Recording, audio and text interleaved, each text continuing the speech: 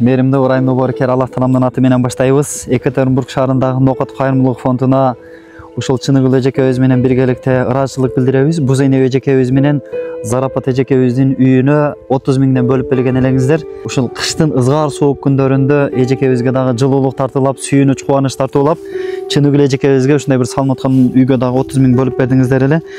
Эми караңыздар, ушул жакшылыкка себепчи болгондор бар. Екатеринбург шаарындагы Нокот кайрымдуулук фондунун түзүлүшүнө себепчи болгон Осмонов Нишанбай ажыбызга, Нарматов Илгиз агабызга, Колдошова Айниса эжекебизге, Баитов Талант агабыз азыркы учурда төрага болуп иштеп турат экен. Ошол акчаларды чогултуп, аманатка кыянат кылбай иштеп аткан бул жерде бухгалтерияда иштеген Руслан деген агабыз бар экен. Аллах таалам ыраазы болсун сиздерге. Ушул Екатеринбург шаарындагы Нокот кайрымдуулук фондунун жалпы жамаатына ыраазычылык билдиребиз иншалла. Аллах таалам сиздерди дагы сүйүнсүн, кубантсын, жакшылык берсин. Аллах таалам дүйнө жана ахиреттин толук бактылуулугун берген болсун иншалла. Дайыма ошондой бир жакшылыктын ачкычы, жамандыктын кулпусу болгон. Сиздер бүгүнкү күндө канчалаган адамдарга жардам кылып атасыздар.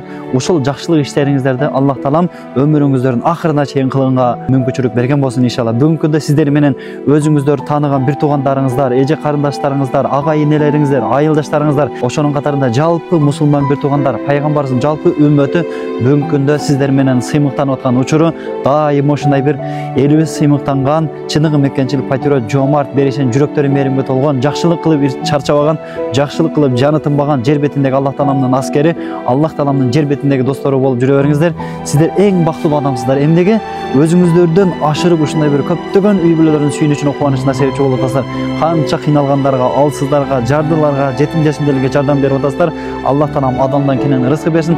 Дайыма ушундай бир дүйнөңүздөрдө элге, журтка, мекенге, өзүңүздөрдүн үй бүлөңүздөргө, жакшылыктарга, сүйүнүчкө, кубанычка, бактылыкка, рахатка, рахматка, Аллах тааламдын жолуна, мечит медреселерге, жетим жесимдерге, ажылыктарга, умралыктарга иштеткенге Аллах таалам мүмкүнчүлүк берсин.